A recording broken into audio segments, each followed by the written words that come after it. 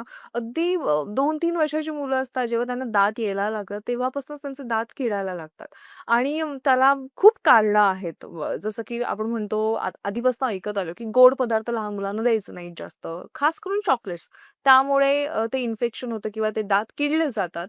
तर ह्या ज्या कॅव्हिटीज आहेत, ते टाळण्यासाठी नेमकं काय करायचं? फर्स्ट लहान मुलांना जे दुधाची बाटली देऊन तोंडामध्ये हं. आपण लहान मुलं तशीच झोपून जातात. हो. सो त्याच्यामुळे काय होतं, की दूध तसंच तोंडात राहतं आणि मग हं. दुधामध्ये लॅक्टोज ही शुगर असते नॅचरल. त्याच्यामुळे दात किडायला लागतात. सो हं, हं. तसं करणं सर्वात आधी थांबवलं पाहिजे. कारण नर्सिंग बॉटल केली आहे जसं म्हणतात. सो कितीही झालं तरी झोपायच्या आधी लहान मुलांचे दात ब्रश करून मग झोपायचं ही सवय त्यांना लावली पाहिजे.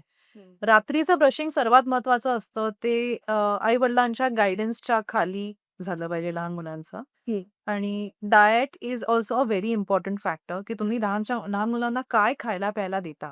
हं. कारण मी बघते प्रस्थ फारच वाढलेलं आहे, की हो. स्वीट्स आणि Cadburyज तर म्हणजे आलेलंच आहे. म्हणजे ते तर प्रत्येक ठिकाणी, प्रत्येक घरात, प्रत्येक ओकेजनला येतच आहे. येतच. सो त्यातनं किती स्वीट्स, किती साखर, किती रिफाइंड कार्बोहायड्रेट्स तुम्ही तुमच्या अंगात टाकताय. कारण they have the potential to stick on to your teeth surfaces. ते टाळलं हो. पाहिजे. सो डायट हं. Plays a very important role in this. हं, हं. प्रिव्हेंटिव्ह ट्रीटमेंट डेंटल क्लिनिक्समध्ये केल्या जातात, हं. ज्याच्यामध्ये फ्लुराईड ट्रीटमेंट एक होते आणि एक पिट अँड फिशर सीडंट्स होतात. सो ह्याच्यामध्ये तुमच्या दाताला कीड लागण्याचे चान्सेस कमी व्हावेत, ह्याचे प्रिव्हेंटिव्ह मेजर्स आम्ही घेतो.